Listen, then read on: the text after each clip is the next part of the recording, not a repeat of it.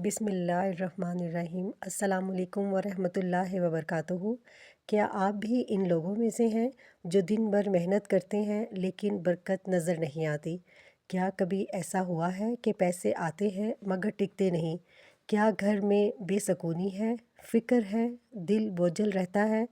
क्या आप औलाद के मुस्तकबिल से परेशान हैं, कर्ज़ है या फिर शौहर की कमाई में मसाइल आ रहे हैं? क्या आपने गौर किया कि हम दिन में तो सब कुछ सोचते हैं लेकिन रात को अल्लाह के हवाले करना भूल जाते हैं? मसला ये नहीं कि रिस्क कम है, असल मसला ये है कि रिस्क में बरकत नहीं, और बरकत सिर्फ अल्लाह के हाथ में है। नबी सल्लल्लाहु अलैहि वसल्लम ने फरमाया, जो शख्स अल्लाह पर भरोसा करे अल्लाह इसके लिए काफ़ी हो जाता है। महफूम, रात का वक्त अल्लाह के बहुत करीब होने का वक्त है। जब बंदा सोने से पहले अल्लाह को पुकारता है तो वो बंदा अल्लाह के सुपुर्द हो जाता है।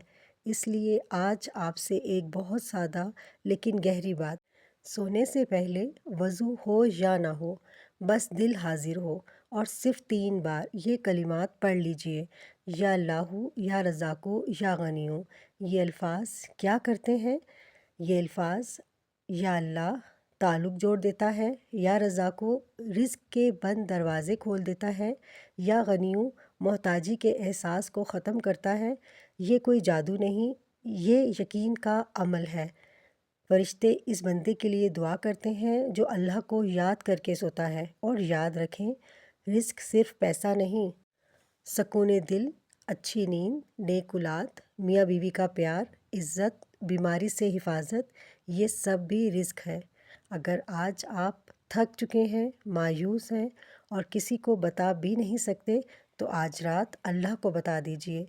सोने से पहले सिर्फ 3 बार ये नाम ले लीजिए और ख़ुद को अल्लाह के हवाले कर दीजिए, क्योंकि जो अल्लाह पर छोड़ देता है अल्लाह इसे कभी खाली नहीं लुटाता।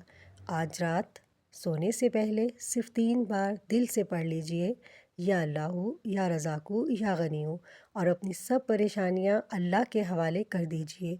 कमेंट में या रज़ाकु लिख दें ताकि ये दुआ औरों तक भी पहुँचे और आपके लिए भी सदका जारिया बन जाए। अल्लाह हम सब के रिज़्क़, सुकून और दिल की हालत बेहतर फरमा दे। आमीन।